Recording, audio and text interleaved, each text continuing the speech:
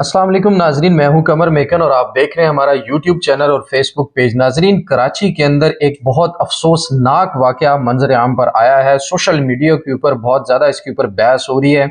एक रेंजर की गाड़ी आती है जिसे डबल केबन गाड़ी कहते हैं, वो एक लड़के को मोटरसाइकिल के ऊपर जो सवार था उसको गिराती है और उसके बाद जवान नीचे आते हैं और उस लड़के को पीटना शुरू कर देते हैं। यहां तक वीडियो अवेलेबल है इंटरनेट के ऊपर, इस वक्त उसकी धूम मची हुई है, हर कोई इसके ऊपर बात कर रहा है और बहुत सख्ती से बहुत सख्त अल्फाज में उस वीडियो के ऊपर उन जवानों के ऊपर तनकीद भी कर रहा है। उसकी असल हकीकत क्या है वो आपके सामने अभी मैं रखूंगा। और उसके बाद दूसरा जो टॉपिक होगा आज का हमारा वो है जनरल बाजवा साहब का, जो इंकशाफात उन्होंने किए थे जावेद चौधरी साहब के पास। उनके कॉलम में उन्होंने लिखे थे जावेद चौधरी साहब ने उनके बकौल कि बाजवा साहब ने ये चीजें इमरान खान और साबका पाकिस्तान तरीके इंसाफ की हुकूमत के लिए कही थी।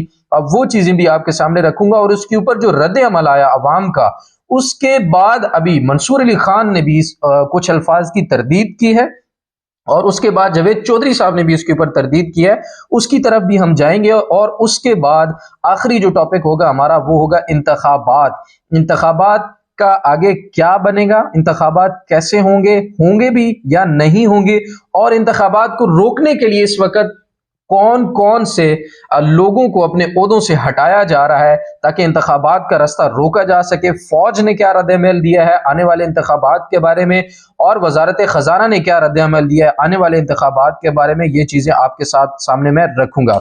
सबसे पहले जो वीडियो कराची के अंदर आपके सामने आई इंटरनेट के ऊपर, उसका बहुत ज्यादा शोर है, हर कोई उसके ऊपर बात कर रहा है। उस वीडियो की असल हकीकत ये है कि वो लड़का चौकी जो थी रेंजर की उसके पास से गुजर रहा था और जो उसका मोटरसाइकिल है वो गलती से उस गाड़ी के साथ टकराया, जिसके बाद रेंजर की गाड़ी ने उसका पीछा किया और कुछ दूर जाने के बाद रेंजर ने गाड़ी की टक्कर से साइड मार के उसको गिराया। गिराने के बाद उसको पकड़ा और उसके बाद रेंजर के जवान उतरे और उन्होंने उसके ऊपर तशद्दुद किया। ये सारा वाकया वीडियो में देखा जा सकता है, लेकिन चौकी का जो वाकया है वो जराए ने रिपोर्ट किया है। उसकी डिटेल मैं आपके सामने जरूर रखूंगा। लेकिन उसके बाद होता यह है कि उस लड़के को मारा जाता है, पीटा जाता है लातों से, घूसों से, मुक्कों से, और उसके बाद उसको उठाकर साथ लेके जाया जाता है और उसके ऊपर पर्चा भी काट दिया जाता है। अब इसकी तस्दीक जो है सीनियर सहाफी मुबशर जैदी साहब ने भी ट्वीट करके की है कि ये वाकया बिल्कुल सेम इसी तरह से पेश आया कि रेंजर वालों की चौकी के पास से गुजरते हुए उस बाइक वाले का जो बाइक है वो रेंजर की गाड़ी के साथ टकराया, जिसके बाद रेंजर ने रद्द अमल में उसको रोका, बल्कि गिराया, गिराने के बाद पीटा, पीट के उसको लेकर गया और उसके ऊपर पर्चा काट दिया। तो मुबशर जैदी साहब ने ये सारी स्टोरी जो है वो शेयर की है। इसके ऊपर पूरे पाकिस्तान में इस वक्त बात हो रही है, जो कि बिल्कुल होनी भी चाहिए कि रेंजर को ये इख्तियार हासिल है या नहीं है कि वो इस तरह से किसी आदमी को सड़क के ऊपर पीटे। कानून को सामने रखते हुए उनका जो कानूनी हक है, कानूनी ड्यूटी है, वो पूरी करनी चाहिए, लेकिन इस तरह से बेईमाना तरीके से तशद्दुद करना किसी भी सूरत काबिल कबूल नहीं हो सकता एक आम शहरी के साथ। ये पहला वाकया नहीं है रेंजर ने इस तरह से किया हो। कराची के अंदर रेंजर का एक और भी वाकया कुछ अरसा पहले, बल्कि काफी अरसा पहले आया था, जिसमें देखा जा सकता था कि वो जो लड़का था, जो शख्स था, वो रेंजर से माफी मांग रहा था लेकिन उसको शूट कर दिया गया था। रेंजर की तरफ से उसको गोलियां मारी गई थी जबकि वो माफी मांग रहा था, वो गिरफ्तारी दे चुका था, लेकिन उसके बाद भी रेंजर के जवानों ने उसको वहां कराची के अंदर शूट किया था। तो उसके ऊपर भी बहुत ज्यादा बहस हुई थी। अब देखना यह है कि इस मामले को आगे किस तरह से लेके जाया जाता है, हुकूमत इसके ऊपर क्या रिएक्ट करती है और रेंजर की तरफ से इसके ऊपर क्या रद्द अमल सामने आता है। जबकि कानून के मुताबिक जो कार्रवाई हो वो होनी चाहिए। कानून को बालाए ताक रखते हुए किसी किस्म का कोई भी अमल नहीं ऐसा होना चाहिए जो कि शहरियों पर एक जुल्म लगे।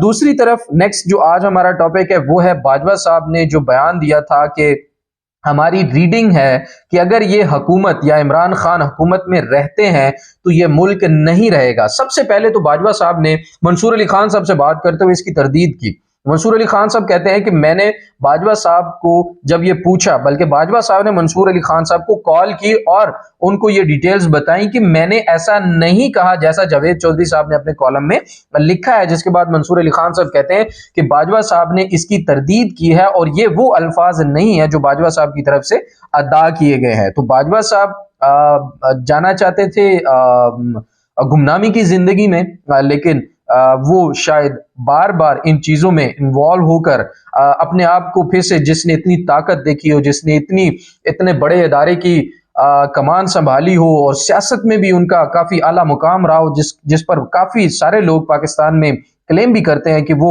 ان کا سیاست سے بہت گہرا تعلق تھا، تو اس کے بعد شاید انہیں اس ساری طاقت اور اس سارے سیاست والے معاملے سے باہر رہ کر سکون حاصل نہیں ہو رہا، اور وہ اس طرح کی چیزیں ابھی پھر منظر عام پر کسی نہ کسی طریقے سے آتی رہتی ہیں۔ اسی بیان کی جاوید چودھری صاحب نے بھی اب جو ہے وہ تردید کر دی، اور انہوں نے کہا کہ یہ الفاظ ویسے نہیں ہیں بالکل جیسا باجوہ صاحب نے کہا تھا، لیکن میری انڈرسٹینڈنگ کے مطابق میں نے وہ چیزیں لکھی ہیں جو مجھے سمجھ آئی ہیں۔ تو سیدھا سیدھا اگر ہم سمجھیں تو باجوہ صاحب اپنے بیان سے پیچھے ہٹتے ہوئے نظر آ رہے ہیں۔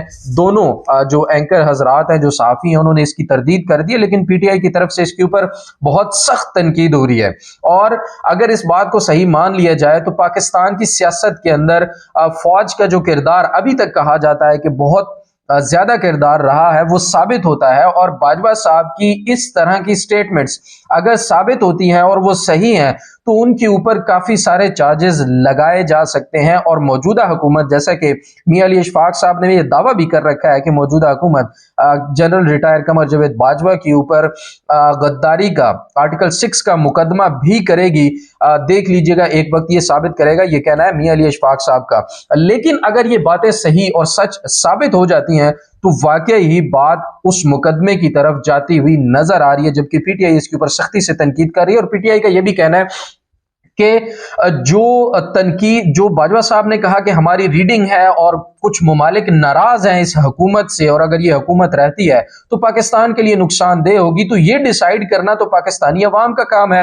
پاکستانی عوام کے مفاد میں کیا ہے، اس حکومت کو یہ دیکھنا چاہیے۔ کسی بھی دوست یا دشمن ملک کو خوش کرنا یا اس کو راضی کرنا پاکستان کی ڈیوٹی نہیں ہے، بلکہ پاکستان کو اپنی خارجہ پالیسی کے مطابق عمل کرنا ہے، اور ہمیشہ خارجہ پالیسی جو ہوتی ہے وہ کسی بھی ملک کی اپنی عوام کی بہتری کو مد نظر رکھتے ہوئے بنائی جاتی ہے۔ تو پی ٹی آئی کی طرف سے بھی اس کے اوپر سخت تنقید کی جا رہی ہے۔ دوسری طرف انتخابات جو ہیں وہ لیٹ ہوتے ہوئے جو ہے نظر آ رہے ہیں، اس پر باتیں بھی ہو رہی ہیں۔ اللہ کرے کہ جلد سے جلد ہو جائیں، کیونکہ ہائی کورٹس کے اندر اس کے لیے درخواستیں دائر کی گئی ہیں پاکستان تحریک انصاف کی طرف سے، اور اس کے اوپر بھی فیصلے جلد متوقع ہیں۔ تو انتخابات کا سلسلہ جو ہے وہ جلد ہو سکتا ہے کہ شروع ہو بھی جائے، لیکن حکومت کی طرف سے جو کوشش کی جا رہی ہے ان کو اگر دیکھیں اور ان کی خواہشات کو دیکھیں اور ان کے بیانات کو دیکھیں تو وہ یہ چاہتے ہیں کہ انتخابات نہ ہوں، وہ انتخابات کروانا ہی نہیں چاہتے۔ کیوں؟ کیونکہ وزارت خزانہ نے فنڈز دینے سے منع کر دیا ہے۔ وفاقی حکومت نے الیکشن کمیشن کے فنڈز روک دیے اور کہا ہے کہ فنڈز کی کمی کے پیش نظر ہم اگلے آنے والے الیکشنز کے لیے فنڈ مہیا نہیں کر سکتے۔ سیکیورٹی کے لیے جو فوج ہے انہوں نے اپنا عملہ دینے سے منع کر دیا ہے۔ ہائی کورٹ نے سٹیٹمنٹ دیا ہے کہ ہم جو انتخابات کے لیے اپنے ججز یا اپنے جو افسران ہیں وہ نہیں دے سکتے، کیونکہ 13 لاکھ سے زیادہ کیسز پینڈنگ پڑے ہوئے ہیں۔ تو کیسز تو بہت پہلے بھی پینڈنگ پڑے ہوئے تھے، لیکن اس وقت سارے کے سارے اداروں کی طرف سے جو چیزیں سامنے آ رہی ہیں اس کو دیکھ کے لگتا ہے کہ حکومت ان انتخابات کے لیے کسی بھی صورت میں راضی نہیں ہے۔ ایک آئی جی صاحب تھے، کے پی کے جو سابقہ آئی جی صاحب تھے، ان کو تبدیل کر دیا گیا ہے صرف اس لیے کہ انہوں نے کہا تھا کہ ہم کے پی کے اندر انتخابات کروانے کے لیے تیار ہیں، اور پولیس مکمل جو ڈیوٹی، جو فرائض دیے جائیں گے انتخابات کے لیے وہ پورے کرے گی۔ اب دیکھنا یہ ہے کہ حالات کس طرف جاتے ہیں۔ اپنی دعاؤں میں ضرور یاد رکھیے۔ کمر میکن کو دیجیے اجازت، اپنا بہت سارا خیال رکھیے گا۔ اللہ حافظ۔